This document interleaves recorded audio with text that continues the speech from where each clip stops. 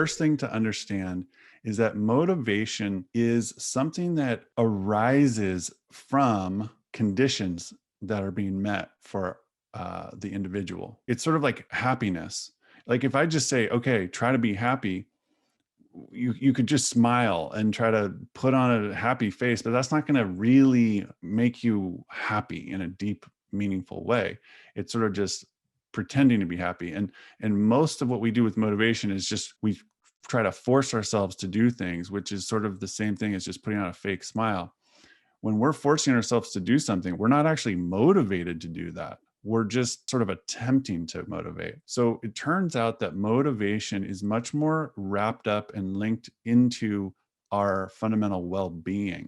When we're feeling good, we're going to be more motivated because our energy is going to be up. We're going to be filled with vitality. If you think about the opposite of this, if you feel depressed, someone who's very depressed is someone who can't get out of bed. They can't motivate because they have no energy. So the first question we need to ask about motivation is, how do we cultivate well-being? How do we increase our energy so that we have this reservoir of energy to go out and take action? Well, humans are kind of simple creatures.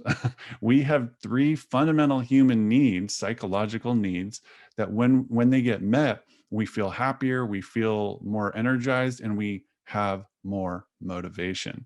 So, what are those three needs? The first one is relatedness. This is something that, as an educator, we can really lean into. We are inextricably intertwined with our students. We have relationships with them. So, the question is, what's the quality of those relationships? Are we being supportive? Are we being encouraging? Are we being helpful or not? If you ask any student which classes they do better in and which classes they struggle more in, across the board, you're going to find kids say they do better when they like their teachers and when their teachers like them. That's a relatedness factor. So we want to really focus on cultivating meaningful, supportive relationships, and that's going to increase motivation. A second one is autonomy. And autonomy really has to do with empowering people to make choices for themselves that feel aligned with who they are, rather than forcing them or controlling them or dictating their behavior for them. In my practice with students, I am constantly trying to offer input so that they can make good decisions that are informed, but not make those decisions ultimately for them. There's a whole body of research around autonomy support, whether it's in healthcare, pro sports, education, business, on, where when people feel more supported in their autonomy, the outcomes are better. They are more engaged, they are more motivated, and they perform at higher levels. And the final and third fundamental human need is the need for competence. Competence, especially in a school or educational setting, has to do with performing well, yes, but it also has to do with learning.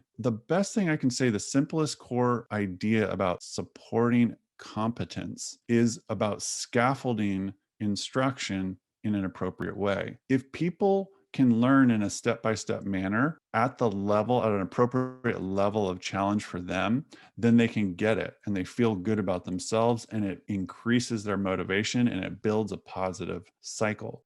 If they don't feel challenged enough, that's usually not the problem. But if they don't feel challenged enough, they lose interest and get bored and disengage, and that's not motivating. And if they feel overly challenged, they feel like they can't get it, and they feel stress and anxiety, and they get overwhelmed, and then they lose motivation because they don't believe in themselves. So we have to keep them in that sort of middle sweet spot of just challenging enough, but not too challenging. For optimal, what's called scaffolding, we're going to need some customization and have some leeway to empower them to find their own sweet spot and to modulate that as they go. So just as a quick recap, if we take steps as educators to be relational, to be supportive, to be encouraging, to allow students to have their autonomy intact, to make choices for themselves that are healthy, and to learn in optimal environments, they're going to thrive as individuals, and motivation will be the natural